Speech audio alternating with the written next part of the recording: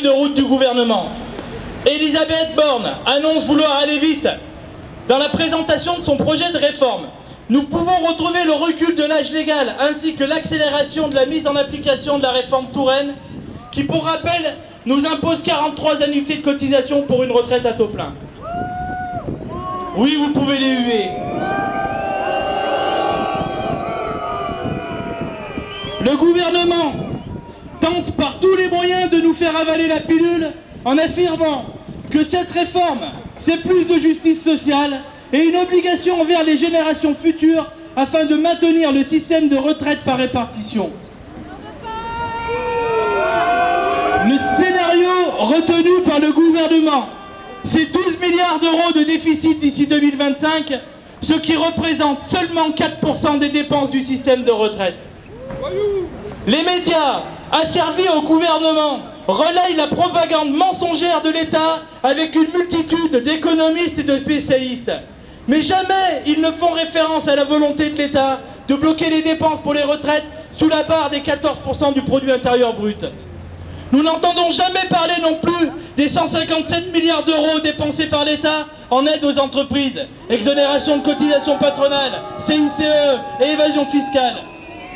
Ce qui en fait la première dépense de l'État, alors qu'en 2022, les actionnaires se sont partagés près de 80 milliards d'euros.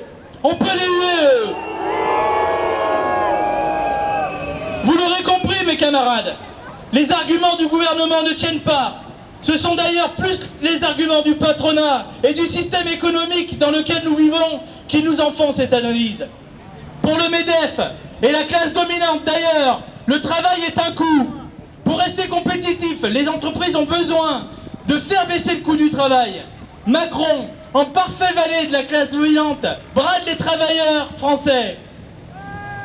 Mes camarades, nous devons nous réapproprier tout ce qu'ils nous ont volé. La lutte commence aujourd'hui. La lutte qui commence aujourd'hui n'est pas une lutte contre Macron et son gouvernement Borne, mais la lutte contre le système en place, la lutte contre cette politique ultralibérale. Le capitalisme, c'est le cancer des travailleurs et des classes populaires, et nous devons tout faire pour l'éradiquer, les camarades. Le travail n'est pas un coût. Le travail est la seule chose qui crée des richesses. Ce qui est un coût, c'est le capital et les dividendes que se reversent allègrement les actionnaire. Pouh!